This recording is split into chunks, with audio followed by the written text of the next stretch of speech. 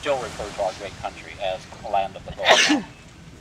By 1852, there may have been as many as 20,000 Chinese in California alone, working the gold mines and the supporting industries. Then came the building of our transcontinental railroad. 10 to 15,000 more Chinese came to California to build the western end from Sacramento to Utah. Many of the Chinese stayed. Others kept coming to participate in the agriculture and fishing industries. The great Central Valley of California used to be a big swamp until it was largely cleared out by Chinese labor.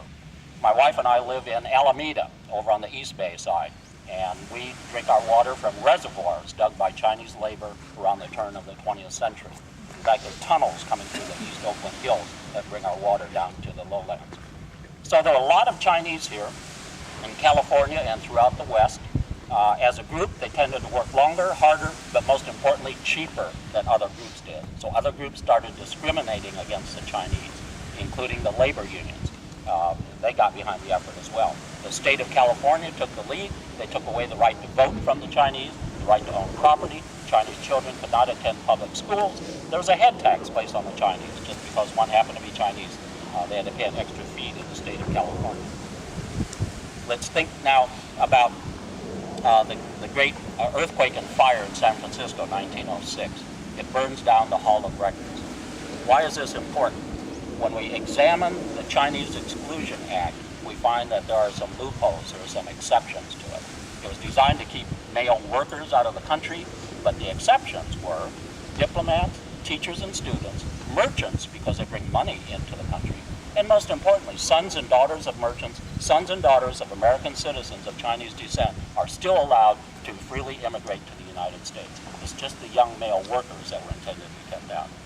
So this exception comes into play because in the earthquake and fire in San Francisco, it burned down the Hall of Records over there. I can imagine in the rebuilding of the city, at the new city hall, the city clerk stands before the assembled citizenry and says, we need to recreate our records, we need to ask you some questions, and one question is, where were you born? And some bright Chinese man stands up proudly and says, I was born here, even though he hardly speaks any English. And oh, by the way, I have 5 sons in China that I'd like to bring over here. I'm sorry for you women here in the audience, but in those days, sons were much preferred over daughters in China and throughout Asia. So, and this man knows perfectly well that all these other people can't say otherwise because that was allowed under the law. And so this probably accelerated what was already going on, the creation of paper families. A person in China could buy a birth certificate literally, claiming to be a merchant, son of a U.S. citizen, and be allowed to immigrate to the United States. With this paper would come a coaching book, because the immigration service over here, they're not stupid. They realize that there are a lot of sons, young men, still trying to enter the U.S. as merchants, sons of, and so on. This can't possibly be true. We have to sort them all out.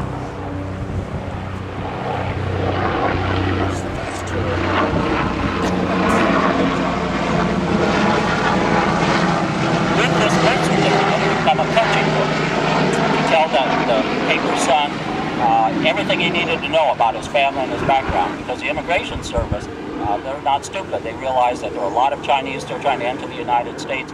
Many of them are probably lying about their status, so as I mentioned, they have to sort them out. So that's why this station was built here on Angel Island.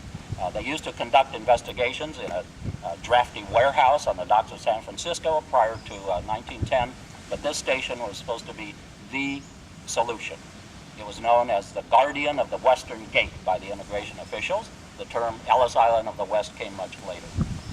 So, immigrants are brought here for interrogation. That's the primary purpose. So why don't we step forward and take a